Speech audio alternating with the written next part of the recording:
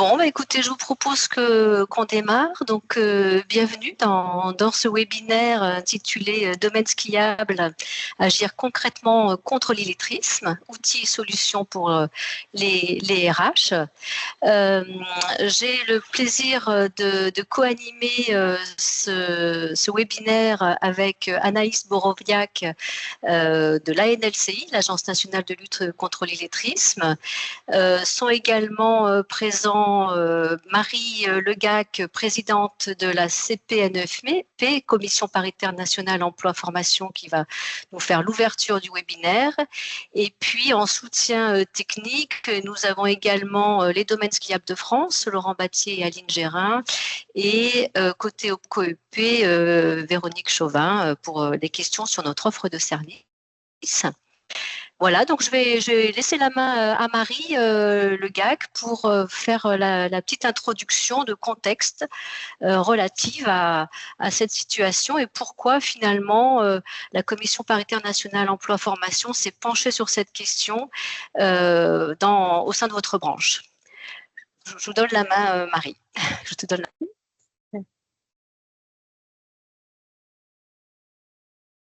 Bonjour à tous et à toutes. Merci déjà d'être venus si nombreux. On est déjà très content d'avoir autant de personnes. Comme quoi, c'est un sujet qui nous importe et qui touche tout le monde, que ce soit nous, côté salarié ou employeur. Donc, c'est vraiment déjà une très, très bonne chose. Donc, je vous en remercie. Comme disait Emmanuel, on s'interroge, on se penche sur cette question. Notamment parce qu'on souhaite accompagner les salariés sur ces difficultés qu'ils rencontrent dans leur quotidien, que ce soit au professionnel évidemment, mais bien sûr au niveau personnel. On est parti d'un constat donc sur nos différentes épreuves de certification donc pour nos CEQP à l'écrit, on est quand même à 15% de taux d'échec, donc ce qui est important. Et nous on s'interroge voilà sur est-ce que ça pourrait être un lien direct, le seul, et souvent multifactoriel, mais voilà, sur cet échec en lien avec des lacunes sur les savoirs de base, compétences de base, donc que sont l'écriture, la lecture, calcul et autres. On en a déduit donc pour différents enjeux pour notre branche. Primordial pour nous, l'enjeu sur la sécurité. On est bien conscient que quand quelqu'un a des difficultés de compréhension, que ce soit écrit ou oral, derrière, pour appliquer des consignes dans le quotidien, c'est plus que compliqué. Les enjeux RH aussi, donc sur tout ce qui est recrutement, a priori, il y a beaucoup d'RH parmi nous, donc vous savez déjà ces difficultés-là. Et puis, bien sûr, l'enjeu d'efficience ou d'efficacité. Voilà, c'est vraiment ces premiers enjeux là qui nous ont parlé.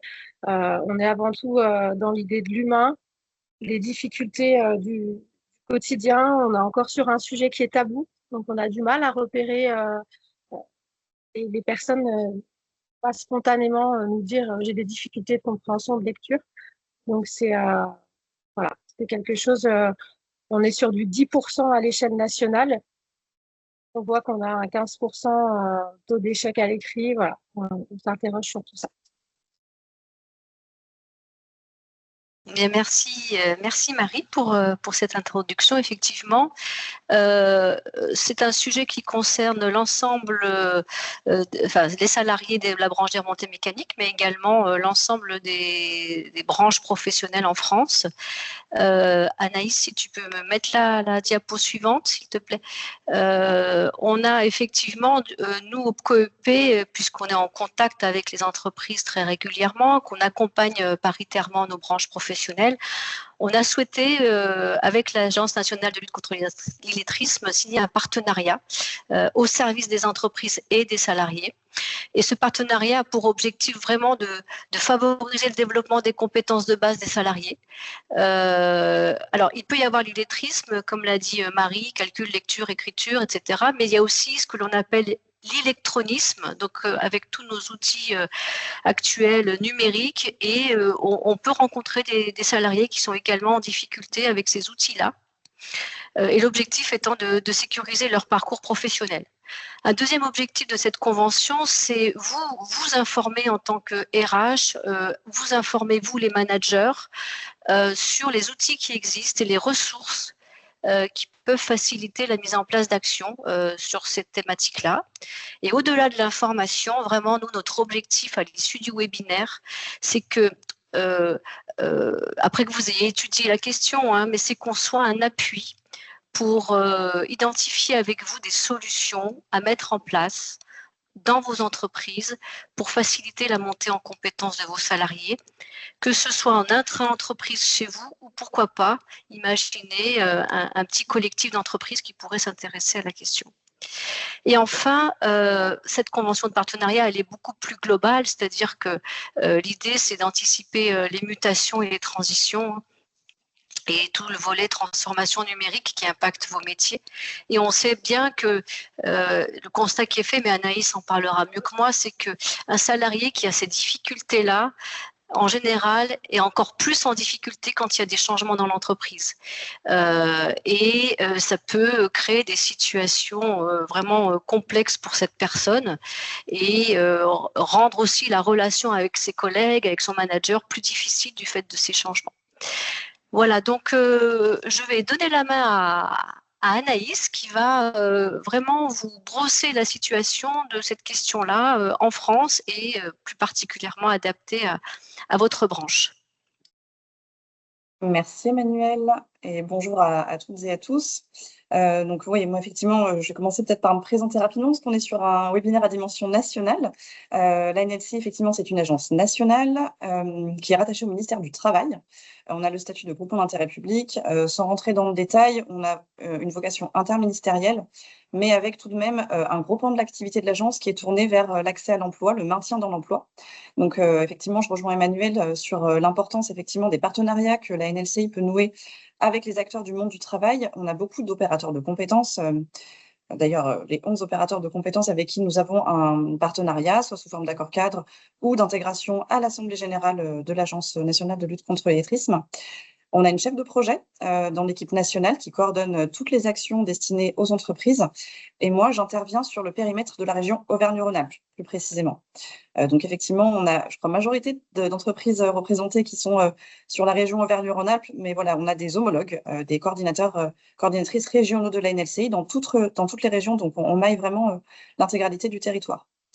Je vous propose une intervention en 3 temps. Je vais revenir d'abord, effectivement, sur un certain nombre de données, de définitions sur qu'est-ce qu'on met finalement derrière les compétences de base, les compétences clés, l'illettrisme, l'électronisme.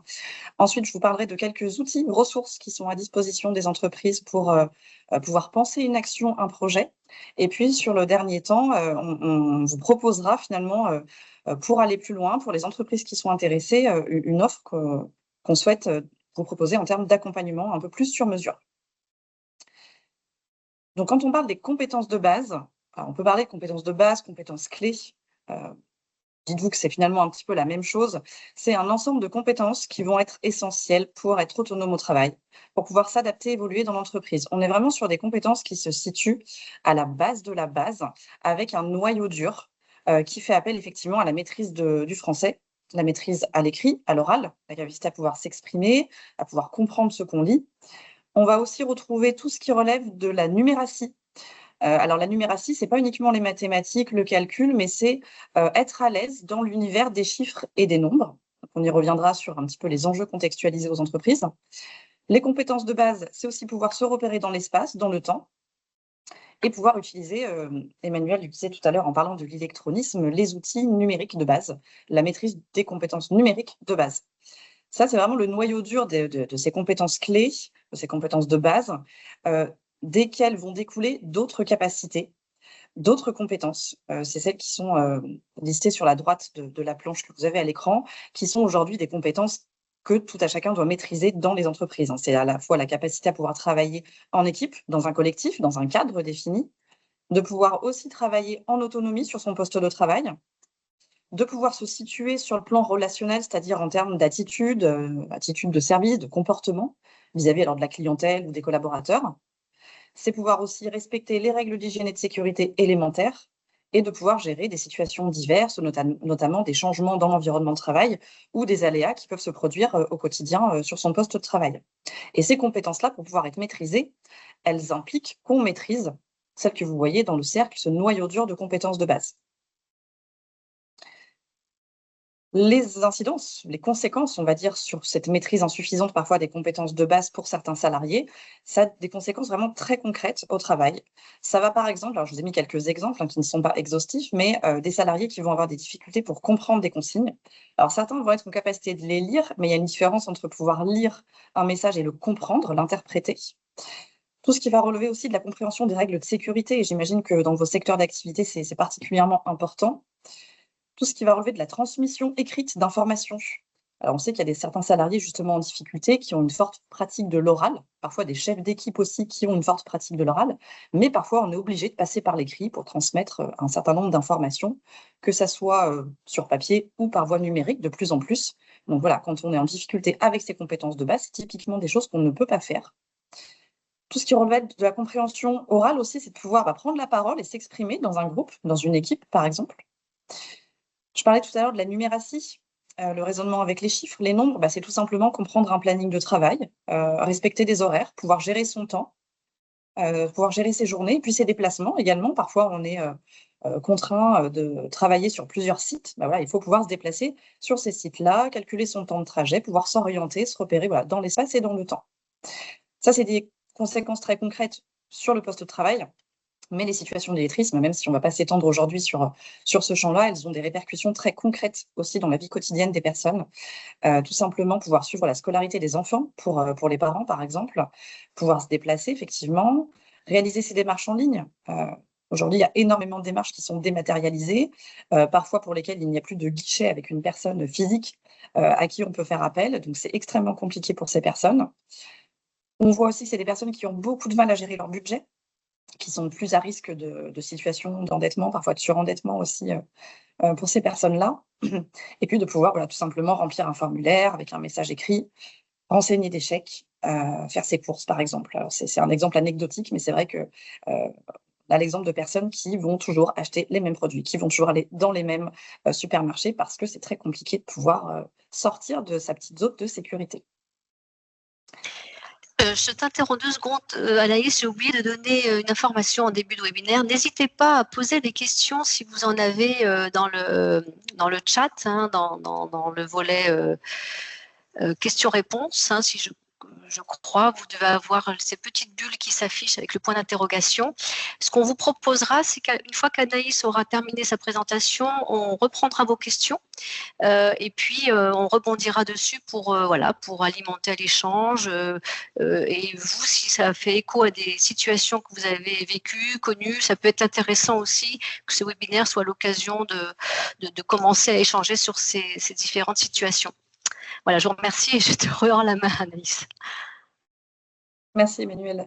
Donc oui, j'enchaîne, n'hésitez pas s'il y a des questions sur les chiffres. La présidente de la CPNE l'évoquait tout à l'heure, effectivement, aujourd'hui on a une personne sur 10, alors un adulte sur 10 plus précisément, scolarisé, francophone, qui est en difficulté avec ces compétences de base-là, lire, écrire, compter, utiliser le numérique.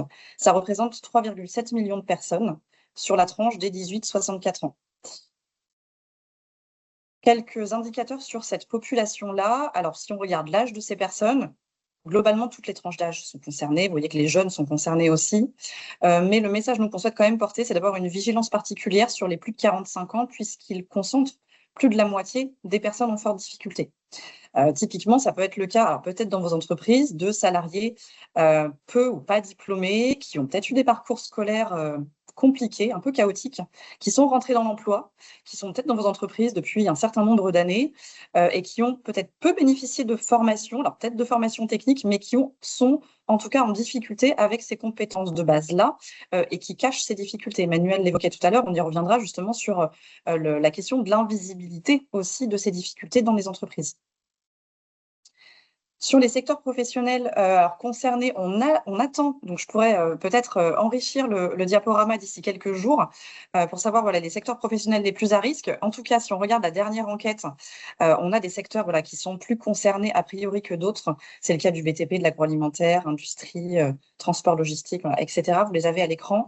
Et globalement, ce qu'il faut retenir, bon, ça paraît évident, mais voilà, c'est bien de se le dire, majoritairement, ça concerne des salariés qui sont ouvriers ou employés.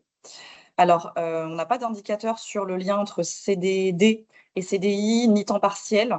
Voilà, on ne peut pas savoir si c'est une cause ou une conséquence de difficultés avec les compétences de base à s'insérer durablement dans l'emploi sur un poste en CDI à temps plein. Mais tout de même, quand on regarde le nombre de personnes qui sont en emploi, parmi celles qui sont en difficulté, c'est plus de la moitié, c'est 55%. Donc c'est vrai que ce chiffre-là souvent interpelle parce qu'on se dit: «Mais comment on peut, travailler sans savoir lire et écrire?» On reviendra justement sur toutes les stratégies d'évitement et de contournement que ces salariés peuvent mettre en place pour se maintenir dans l'emploi, tout de même. Alors j'ai beaucoup parlé des compétences de base, je m'arrête un instant sur les compétences langagières, parce que je vous ai parlé d'illettrisme. Quand on parle d'illettrisme, et c'est vraiment là que la NLCI va pouvoir apporter une expertise, hein, sur des projets d'accompagnement, on parle bien de personnes qui ont été scolarisées en français, donc de personnes francophones qui ne sont pas suffisamment, autonomes avec, l'écrit, notamment au quotidien. Alors l'écrit et l'oral, hein, c'est la maîtrise de la langue, du français, comme étant la langue maternelle des personnes. Vous avez peut-être aussi dans vos entreprises des personnes qui, sont en difficulté avec la langue, qui relèvent de ce qu'on va appeler dans notre jargon le français langue étrangère, le FLE, parce que ça n'est pas leur langue maternelle. Des personnes d'ailleurs souvent qui sont, plus volontaires que celles qui relèvent de l'illettrisme à aller se former pour apprendre la langue et qui n'ont pas de stigmate ou de honte vis-à-vis de ces difficultés parce que c'est pas leur langue maternelle, donc effectivement, voilà, il y a pas de difficulté particulière. C'est beaucoup moins fréquent en France, mais on peut avoir encore quelques personnes qui relèvent de cette catégorie, des personnes qui n'ont jamais été scolarisées du tout et qui n'ont jamais ancré des mécanismes d'apprentissage, relèvent de l'analphabétisme. On a quelques personnes, je pense à Population, gens du voyage notamment, où on a encore malheureusement des adultes ou même des enfants qui ne sont pas encore tout à fait scolarisés sur la durée. Et puis j'ai rajouté le handicap parce que vous pouvez aussi avoir des salariés qui vont être en difficulté avec le français, à l'écrit ou à l'oral parce qu'ils ont un handicap. Alors je pense notamment aux troubles spécifiques du langage, à la dyslexie par exemple. Parfois voilà, des salariés ne vont pas nécessairement le dire, et ils peuvent se retrouver, aussi en difficulté avec la langue.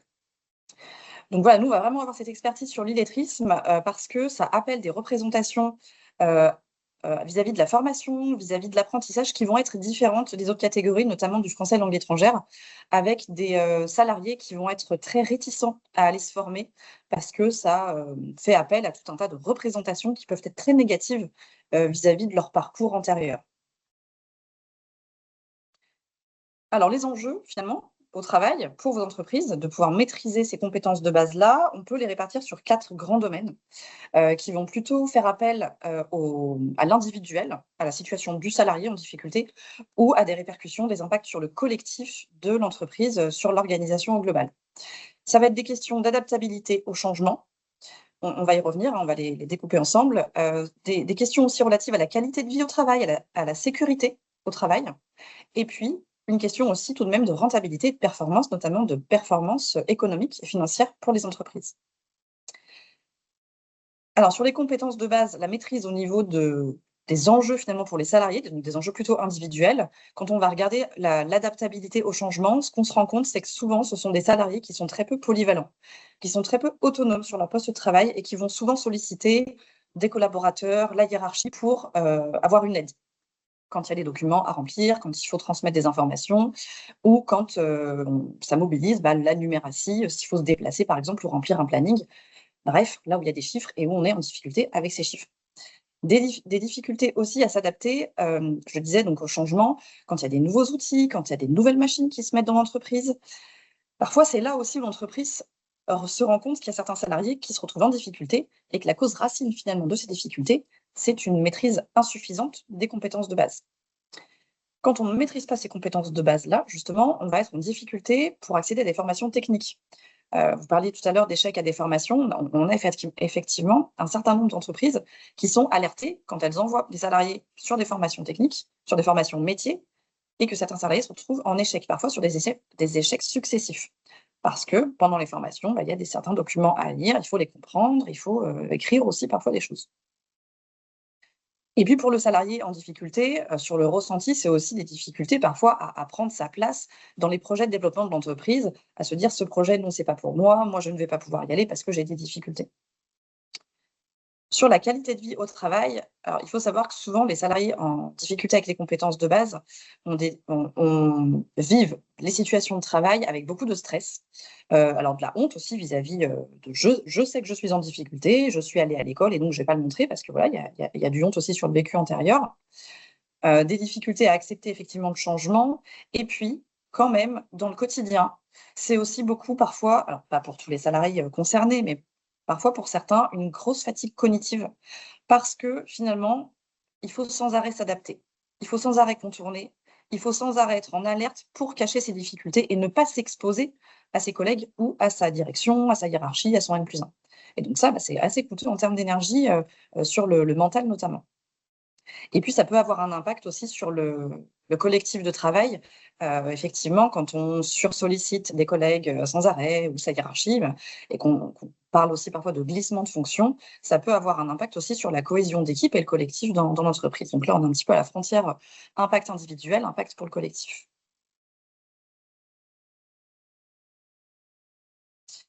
Du côté de l'entreprise, on va avoir bien évidemment un enjeu important de sécurité au travail. Ça revient assez souvent dans les entreprises qui nous sollicitent. L'enjeu pour elles, c'est vraiment prévenir aussi les accidents du travail. Renforcer la sécurité au travail. Alors, c'est lié aussi à l'autonomie sur le poste de travail de certains salariés qui sont amenés à utiliser certains matériels, certains matériaux, certains produits qui parfois peuvent être dangereux pour eux-mêmes ou pour l'entreprise. Et donc, c'est vraiment la capacité à pouvoir comprendre tout ce qui va relever de la sécurité. Les protocoles de sécurité, les consignes de sécurité, les process qualité. Il y a vraiment un enjeu lié à la maîtrise des compétences de base. Alors, bien évidemment, c'est pour éviter de se mettre dans une situation dangereuse, soit pour individuellement le collaborateur ou pour le collectif. Et puis, c'est aussi pouvoir signaler quand il y a un incident, de pouvoir le signaler notamment par écrit. Et souvent, ça passe par voie numérique, en tout cas dans les entreprises qu'on a accompagnées jusqu'à présent, de pouvoir transmettre ce message-là rapidement et qu'il soit compris aussi par la personne qui le reçoit. Le dernier enjeu qu'on peut identifier, c'est lié à la rentabilité, à la performance de l'entreprise, puisque je le disais tout à l'heure, toute cette question de glissement de fonction, de sursollicitation, d'exposition à des situations peut-être parfois dangereuses, ça se mesure en fait financièrement. Et ça se mesure par rapport au calcul de la masse salariale. Alors, je vous passe la formule mathématique, mais en tout cas, ce travail-là a été théorisé par un enseignant-chercheur en sciences de gestion à l'Université Lumière Lyon 2, qui a mené de nombreux travaux dans des entreprises de toute taille, de tout secteur, pour aller finalement mesurer financièrement ce que ça coûte à l'entreprise, ces difficultés-là. Et ce qu'on constate aujourd'hui, c'est qu'en moyenne, la déperdition financière annuelle, elle s'élève entre 2 et 6 % de la masse salariale. 2 à 6 % de la masse salariale, ça reste un chiffre important. Compte tenu de la taille de l'entreprise, ça peut varier bien évidemment, mais le message qu'on souhaite aussi passer aux entreprises, c'est bien que finalement de repérer des situations de difficulté et de former les salariés concernés, ça coûte moins cher que de laisser des situations de difficulté se maintenir comme ça sur parfois plusieurs années. Les incidences, elles vont aussi parfois se retrouver sur la marque entreprise, parce que vous pouvez avoir des clients, qui vont être insatisfaits, des usagers qui sont insatisfaits. Et puis la question aussi de la rentabilité et de la concurrence. Alors c'est peut-être, moins le cas, en tout cas je ne sais pas sur votre secteur, mais parfois dans certains secteurs très concurrentiels, ça peut avoir aussi un impact de pouvoir, mobiliser, des formations pour accompagner ses salariés.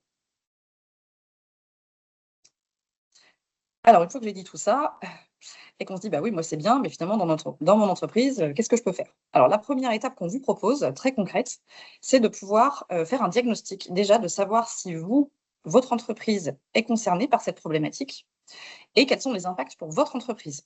Donc on lance aujourd'hui, au moment même où je vous parle, la NLCI lance, en live, sur sa chaîne YouTube pour, l'ensemble des entreprises, un outil qui s'appelle EvaPro. EvaPro, c'est un outil de diagnostic qui va vous permettre donc d'évaluer votre risque en partant justement des signaux faibles, de toutes les stratégies que je viens de partager avec vous, qui peuvent être mises en place par les salariés pour contenir leurs difficultés et des impacts. Donc, c'est un outil qui va vous permettre, vous, en tant que RH, responsable formation, par exemple, à pouvoir mieux prendre conscience et voir comment agir sur ces difficultés-là. Mais c'est un outil que vous pouvez partager aussi à des chefs d'équipe, à des managers, à toutes les personnes finalement qui relèvent de l'encadrement, parce que ce sont des personnes qui sont sur le terrain et qui peuvent observer aussi des situations de difficulté. Donc parfois, elles n'ont pas forcément le même regard sur cette question de maîtrise des compétences de base qu'un DRH, par exemple, qui est plus sur une vision peut-être un peu macro de la gestion des compétences dans son organisation. Et puis, pour certaines organisations, c'est un outil que vous pourrez aussi faire mobiliser par les instances représentatives du personnel, qui, là encore, peuvent repérer un certain nombre de difficultés ou avoir entendu des remontées de certains collaborateurs sur des situations de difficultés au travail. Donc, ça vous permet de mesurer le risque lié au manque de compétences de base dans votre organisation, de pouvoir, je vous partagerai le visuel de la synthèse, partager finalement et présenter au niveau collectif dans votre organisation les répercussions que ça peut avoir et les impacts, à quel niveau les impacts se situent, en rendant visible en fait les coûts cachés. On estime avec EvaPro, sous forme de pourcentage, le coût caché que ça représente et la raison de ces coûts. Alors, je vous partage le résultat du diagnostic EvaGIL. L'idée, c'est pas du tout de le lire parce que c'est totalement illisible. J'intégrerai dans le support des captures écran qui seront beaucoup plus claires. Mais voilà, en gros, vous aurez une synthèse sur 2 pages avec le pourcentage de risque, le taux de risque. Donc là, on est à 25%. Ensuite, on va vous détailler en termes d'impact. Et là, voilà, on s'est inspiré de ce qu'on peut retrouver sur les diagnostics de performance énergétique. Enfin, vous savez qu'on a dans les logements ou le Nutri-Score qu'on peut avoir voilà, sur un dégradé de couleurs et de lettres de A à D pour évaluer l'impact sur la performance collective de votre organisation, sur l'agilité organisationnelle au sein de votre entreprise, et puis l'impact sur la sécurité et la qualité de travail et la mobilité professionnelle de vos salariés. Et donc là, d'une entreprise à une autre, vous n'allez pas avoir les mêmes impacts. Ensuite, on vous estime le coût que peut représenter ces situations-là pour votre entreprise. Et on va aller voir finalement les coûts, l'origine, cause racine de ces coûts, où est-ce qu'elle est. Plutôt sur les stratégies de contournement, où on a voulu intégrer le lien, parce que c'est une préoccupation très forte des entreprises, sur la maîtrise des compétences numériques de base. Est-ce que c'est un enjeu ou pas pour l'entreprise, cette question-là liée aux compétences de base? Sur la deuxième page, vous avez le bilan, donc la situation avec 5 degrés de recommandation. Donc là, on est à 25%, donc on est sur une recommandation plutôt de l'ordre de la vigilance. Et ensuite, ce qu'on invite, ce qu'on a essayé de faire en tout cas dans la restitution, c'est soit de vous mettre en lien avec votre opérateur de compétences, parce que certains opérateurs de compétences ont contribué à l'élaboration de l'outil avec un diagnostic personnalisé pour les entreprises de la branche. Donc voilà, ça vous permet d'avoir accès en direct à l'offre de service de votre OPCO. Et puis pour celles qui ne l'auraient pas ou qui voudraient aussi regarder d'autres ressources, la NLCI vous met en lien avec la démarche des incontournables. Et les incontournables, c'est là-dessus, je pense que je terminerai. C'est une démarche qui va vous permettre, à l'issue du diagnostic EvaPro, de commencer à mûrir, ou en tout cas à compléter votre réflexion sur ce sujet et à vous aider à amorcer une action.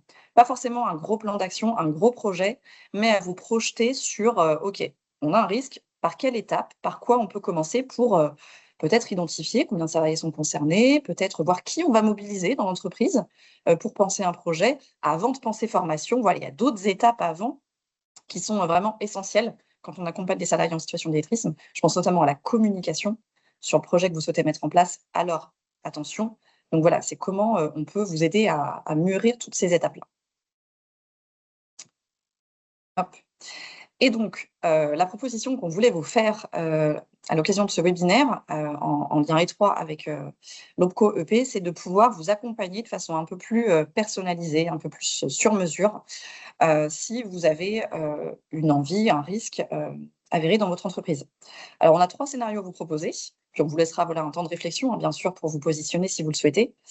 Le premier, c'est un accompagnement intra-entreprise, c'est-à-dire que voilà, vous dites, moi, entreprise, je souhaite bénéficier d'un accompagnement un peu sur mesure pour penser à un projet. Et donc là, on vous met à disposition gratuitement un prestataire qui est mandaté par la NLCI, qui appartient à un cabinet de conseil, qui va vous accompagner dans votre entreprise. Alors, le point de départ, c'est bien sûr de faire le petit diagnostic EvaPro et ensuite, on vous accompagne sur 3 journées et demie pour construire une solution. Et donc là, nous, on n'arrive pas avec une solution préconçue, mais on va plutôt être facilitateur pour que ce soit vous qui co-construisiez avec votre équipe, avec vos collaborateurs, la solution la plus adaptée à votre entreprise. Et ce qu'on préconise, c'est de pouvoir y associer à ce temps de co-construction les équipes RH, des managers, ceux qui sont plutôt qui aura de l'encadrement, si on peut des salariés concernés en difficulté. On l'a déjà fait et c'est vrai que c'est toujours précieux d'avoir leur participation aux solutions finalement qui leur sont destinées. L'OPCO, bien sûr, et puis parfois on a certaines entreprises ou certaines branches qui travaillent déjà avec des OF sur la certification de métier, donc on peut les associer aussi à cette démarche. Et puis, 3 journées et demie d'accompagnement, je vous le disais, on va vous accompagner sur de la méthodologie, sur de la facilitation, de création de solutions, avec différents temps, un temps de cadrage. On va poser avec vous le cadre finalement et l'ambition que vous souhaitez porter sur ce projet. Ensuite, un prototypage, une journée complète où on va vraiment construire, enfin, vous allez construire surtout, vous allez construire votre solution. Un temps d'ancrage pour revenir sur le test de cette solution et puis un temps de bilan. Donc ça, c'est le premier scénario qu'on vous propose. Ensuite, scénario 2, qui est complètement différent. Là, l'idée, c'est de se dire, on a sur le territoire des opérateurs que sont les centres ressources illettrisme. Alors, on en a 8 en Auvergne-Rhône-Alpes. On est plutôt bien couvert en Auvergne-Rhône-Alpes. On en a un qui couvre tout le territoire de Haute-Savoie, un qui couvre le territoire de la Savoie. On a un centre ressources illettrisme qui couvre les 4 départements de l'ex-Auvergne. Donc, on a la totalité de la région qui est couverte. Sur les autres régions, on a un centre ressources illettrisme qui couvre toute la région PACA. On en a 3 en Occitanie et 1 en Nouvelle-Aquitaine. Et pour l'instant, nous n'en avons pas dans les Vosges. Alors, quand il n'y a pas de centre ressources illettrisme, la NLCI prend le relais sur les missions. Les centres ressources illettrisme, ils sont au plus près des territoires et ils peuvent intervenir là aussi dans les locaux d'une entreprise qui en fait la demande pour un accompagnement en direct. Parce que je le disais tout à l'heure, l'accompagnement d'une entreprise, ce n'est pas tout de suite nécessairement aller penser formation pour les salariés. Il y a des choses qu'on peut mettre en place, alors qui ne vont pas résoudre à court terme les difficultés du salarié, mais qui vont pouvoir faciliter son autonomie sur le poste de travail. On a par exemple des centres ressources illettrisme qui ont accompagné des entreprises sur l'évolution de tout ce qui relève de l'écrit, notamment les procédures, les consignes de travail, pour qu'elles soient rédigées en français facilitant ou en FALC, le français facile à lire et à comprendre, avec des choses très visuelles, parfois avec des tutos vidéo. Ça ne résout pas le problème du salarié, certes, mais à court terme, ça peut réduire tout de même le risque notamment lié à la sécurité, parce que on garantit quand même que le salarié il arrive mieux à comprendre les consignes et les process de travail. Donc ça, typiquement, ça fait partie des missions des centres ressources qui sont là encore gratuites, puisque ça fait partie de leur mission socle, ils sont financés pour ça. Donc, il ne faut pas hésiter à les solliciter. Et puis, le troisième scénario qu'on voulait vous proposer, parce qu'on s'était dit que finalement, plusieurs entreprises qui ont une même problématique, c'est bien de les faire travailler ensemble, parce que vous avez aussi souvent beaucoup à vous apprendre les unes des autres. Et donc là, c'était de pouvoir vous accompagner sur le même modèle que le scénario 1, donc un accompagnement par un prestataire externe, un consultant, qui vient dans les locaux des entreprises, mais sur un format collectif. Donc là, notre idée, c'était de pouvoir réunir, alors sur un format collectif, l'idéal, c'est 3 à 5 entreprises maximum, mais si on part avec 2, ça peut se faire aussi. Et on accompagne sur la même méthode, donc c'est 3 journées et demie d'accompagnement pour vous aider à co-construire une solution. Et là, ce qu'on s'était dit avec le COEP, c'est que si on part sur ce scénario-là, l'idée, c'est pas nécessairement que les 3 entreprises, par exemple, participant à l'expérimentation aient la même solution, mais en tout cas que vous soyez d'accord, et ça, en général, c'est comme ça que ça se passe sur le cadre général, parce que vous avez les mêmes problématiques finalement, mais que dans la mise en œuvre de la solution, vous puissiez quand même le personnaliser. Ça, c'est tout à fait possible. Et bien sûr, c'est gratuit pour l'entreprise. Alors, quand je dis gratuit, nous, on finance la mise à disposition du prestataire qui vient animer les journées de travail et qui coordonne cette expérimentation. Après, bien évidemment, on ne finance pas la solution elle-même. Mais ça fait partie, justement, du plan financement, s'il y en a un, du plan d'action qu'on vous aide à construire. Et voilà, donc j'en ai terminé pour la NLCI. Donc j'ai mis mes coordonnées sur le support. Je ne sais pas s'il y a des questions qui sont arrivées dans le chat. Alors moi, pour l'instant, je ne vois pas de questions. C'est vrai que ce qui pourrait être intéressant, éventuellement, certains d'entre vous, voilà. Enfin, je pense que là, on est en phase de découverte de toute cette ce sujet qui est vaste. Peut-être que certains d'entre vous ont déjà mis en place des actions ou ont déjà réfléchi à la question, ou est-ce que ça suscite tout simplement des questions directement, sans qu'il y ait eu forcément déjà au préalable d'action conduite.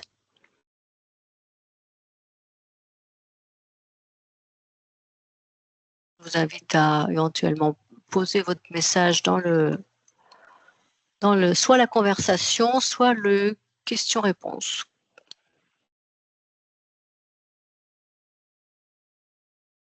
Bon. On va continuer du coup.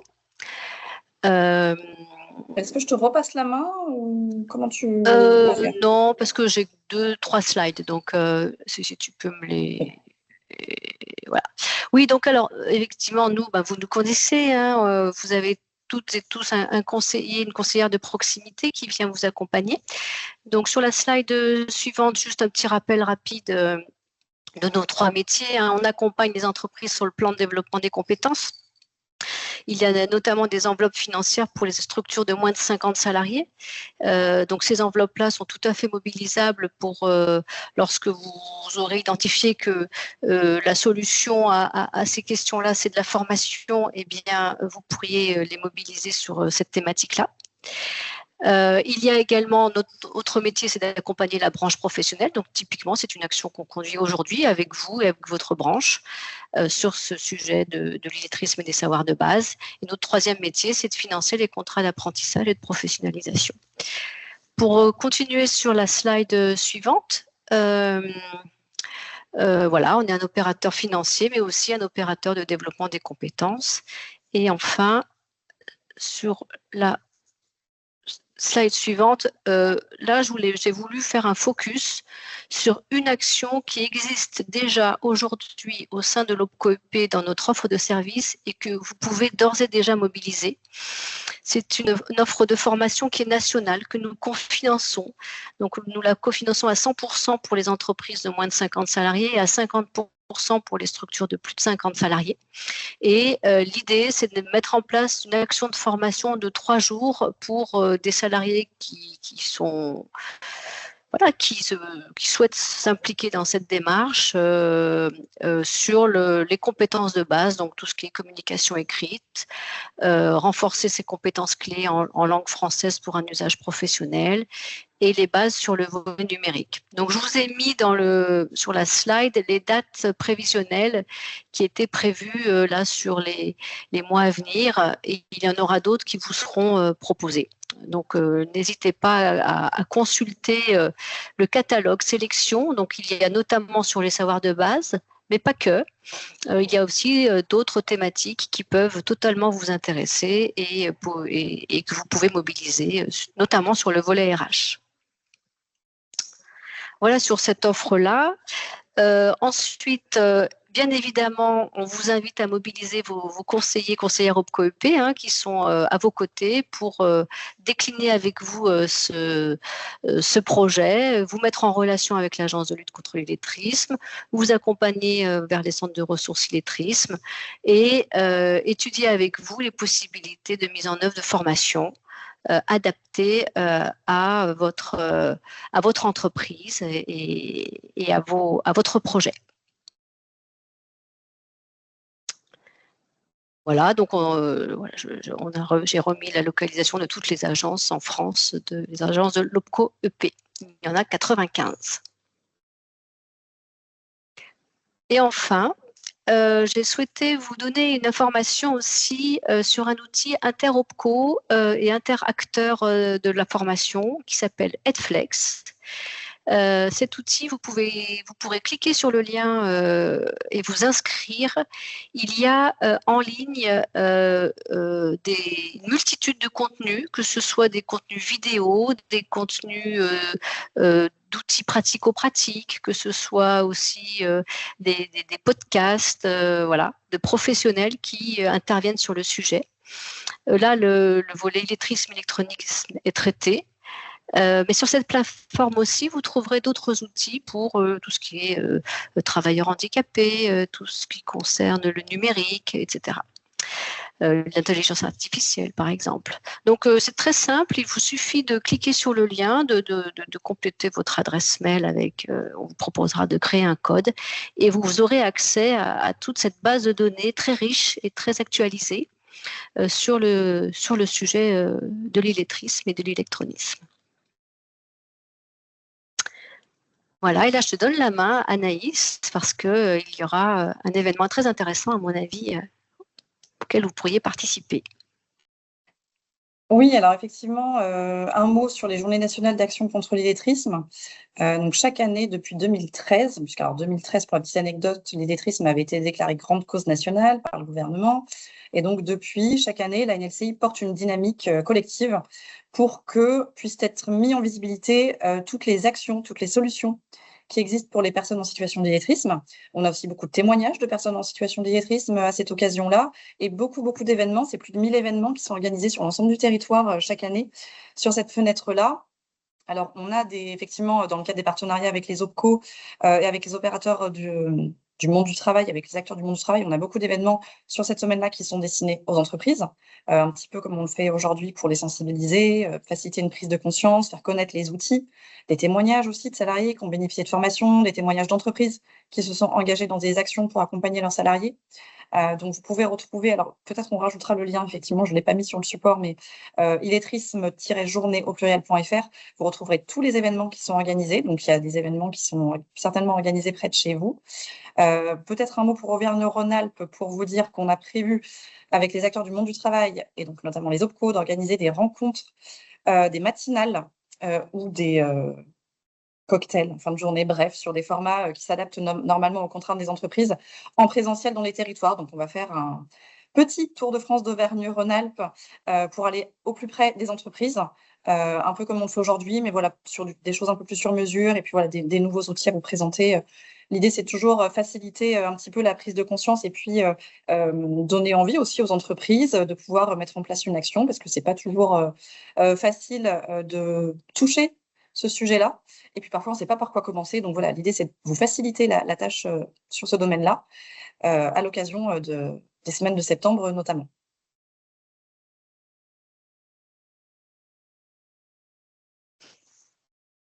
Bon, eh bien, écoutez, là, on touche à la fin de notre webinaire. Est-ce qu'entre-temps, il y a voilà, des questions? Ah, je crois voir une question. Alors, donc Carole Beaumejean, vers qui doit-on se rapprocher si on est intéressé par l'option 3 sur de l'interentreprise? Eh bien, écoutez, je vous propose de vous rapprocher de moi. Mes contacts sont mis à la fin sur la dernière slide du webinaire. On pourra avoir un petit échange téléphonique ensemble et identifier entre nous voilà, les acteurs à mobiliser prioritairement au départ. Et voilà, on avancera sur un démarrage, pas de souci. Alors, autre question, Stéphane Choulot, avez-vous des entreprises intéressées par l'option 3? Avez-vous déjà des entreprises intéressées par l'option 3? Ben voilà, il y en a une. Non, pour l'instant, on est vraiment dans la phase de démarrage de cette action. Donc, moi, vraiment, je vous invite à vous signaler vers moi pour que je puisse recenser tous ceux qui le seraient. Et pourquoi pas faire des mises en relation ensuite en lien avec la branche des remontées mécaniques et Anaïs de la NLCI pour se dire bah, tiens, est-ce qu'il y a des regroupements possibles et est-ce que vous souhaiterez avancer au même rythme? Si c'est le cas, effectivement, je rejoins Anaïs. Ces échanges en collectif sont extrêmement riches et très utiles aux participants en tout cas. Alors, Aurélie Winkel, comment se présente le questionnaire EvaPro? Alors, EvaPro, oui, c'est vrai que je ne vous ai pas mis des visuels de l'outil, mais je vous inviterai justement à cliquer sur le lien, peut-être pas tout de suite après le webinaire, mais voilà. Alors, la diagnostic, en plus, c'est 15 à 20 minutes, donc c'est pas très, très long. C'est plusieurs questions. En fait, c'est simple, voilà, c'est très simple. Alors, il faut quand même vous créer un compte avec un numéro SIRET pour que vous puissiez organiser les passations d'EvaPro comme vous le souhaitez, parce que vous pouvez inviter des collaborateurs ensuite à à passer le diagnostic. Vous pouvez faire le diagnostic là, maintenant, et puis, par exemple, si vous lancez un projet, le refaire dans 1 an pour voir ce que ça a changé sur les situations de travail. Et je vous le disais, c'est une série de questions. Les questions, elles vont s'appuyer sur ce qu'on appelle les signaux faibles de l'illettrisme. C'est ce que j'évoquais tout à l'heure, un peu en lien avec les enjeux de l'illettrisme au travail, c'est-à-dire qu'on va vous demander si vous avez beaucoup de salariés qui, alors, sont peu ou pas qualifiés, dans quelle proportion vous avez des salariés qui ont plutôt le statut ouvrier employé. Donc, l'algorithme ensuite agrège un certain nombre de données liées à l'enquête nationale. Ça, c'est la première partie du diag. Et ensuite, la deuxième partie, on va vous demander si vous avez des salariés qui sollicitent des collaborateurs régulièrement, si vous avez des salariés qui, alors je ne sais pas si c'est le cas pour vos structures, quoique peut-être, qui préfèrent travailler de nuit, parce qu'on sait que quand on travaille de nuit, on est un peu moins exposé que quand on travaille de jour sur certains postes, par exemple. Est-ce que vous avez des salariés qui refusent d'aller en formation? Est-ce que vous avez des salariés qui sont absents quand vous annoncez un audit, par exemple, dans l'entreprise? Donc voilà, c'est vraiment une vingtaine, si je ne dis pas de bêtises, de mémoire, de questions de cet ordre-là, pour essayer de voir finalement ces situations-là, qu'on appelle nous les signaux faibles, comment elles viennent impacter votre organisation.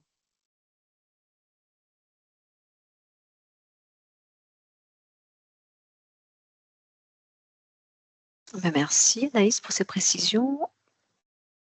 Pour l'instant, je ne vois pas d'autres questions.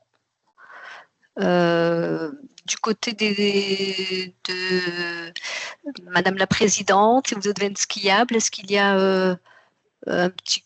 Voilà, on va clôturer le webinaire, mais est-ce qu'il y a un petit commentaire de votre part? Juste pas présidente des domaines skiables. Hein. De la branche des remontées mécaniques de la CPNFP, pardon. C'était drôle, Emmanuel. Oui. Non, après, à suivre, je pense qu'on a tous appris pas mal de choses, donc peut-être aussi le temps de digérer tout ça. Et puis après, si on a des questions, on reviendra vers toi ou vers Anaïs, de toute façon. Emmanuel, si je peux dire quelque chose pour Domaine Skiable de France. Donc déjà un grand merci aux intervenantes de ce webinaire. Effectivement, on est parti de constats sur les épreuves des CQP, des salariés qui avaient des problèmes pour aller vers la qualification parce qu'on voyait des feuilles quasiment blanches sur les épreuves théoriques et en discutant avec certains RH, on en a compris bien sûr les raisons. On s'était dit avec Domaine Skiable de France, sa commission sociale formation, mais aussi avec les syndicats de salariés en commission paritaire, qu'il fallait engager une démarche en plusieurs temps. Donc le premier temps, c'était celui du webinaire, de la première information. Donc on est satisfait parce qu'on voit que déjà il y a de l'intérêt pour le sujet. Le deuxième temps, c'est d'essayer de suivre un petit peu les demandes d'entreprise pour mobiliser les outils existants. Donc, on voit déjà que ça peut accrocher. On suivra de près cette mobilisation des outils existants. Et si effectivement l'intérêt est manifeste et tient dans le temps, on pourrait peut-être imaginer des outils propres pour notre branche pour essayer de répondre à ces problématiques. Voilà, merci en tout cas aux intervenantes de ce jour. Alors, on a une main levée. Merci Laurent. Et Marie. On a une main levée de Pierre Scholl. Est-ce que du coup, Frédéric, tu peux débloquer le micro? Oui. Donc, bonjour à tous. Merci. En plus, là, on est vraiment sur un sujet, je pense, qui peut mettre tout le monde ensemble parce que c'est l'intérêt des salariés, c'est l'intérêt des entreprises. Et je me disais que peut-être lors de l'excellent congrès de Domaine Skiable de France, ce serait peut-être intéressant qu'il y ait un petit stand ou être en lien sur le sujet, peut-être pour sensibiliser les... voilà, je suis peut-être hors de mon cadre, mais je trouve que vraiment c'est un sujet qui peut apporter à tout le monde et voilà. Et vraiment j'ai trouvé très constructif en tout cas cette présentation. Voilà. Merci. Bon, côté DSF, bon voilà, vous avez noté la suggestion. Eh ben, merci beaucoup à toutes et tous. Moi aussi, j'ai trouvé ça très intéressant, même si je l'ai préparé, voilà. Mais de reprendre ce recul, cette distance, et puis de se dire qu'on peut faire des choses et qu'on peut agir au quotidien sur ces thématiques-là, c'est vraiment un plus pour les entreprises et les salariés. Donc, on va s'arrêter là. Je vais vous souhaiter une très, très bonne journée. Et sûrement à bientôt, peut-être au téléphone. N'hésitez pas à me contacter, il y a mon adresse mail. Et je ne sais plus s'il y a mon téléphone, mais je le rajouterai. À très bientôt. Merci à tous. Bonne journée. À bientôt. Merci, bonne journée. Merci. Belle journée à vous. Merci, au revoir. Merci, bonne journée.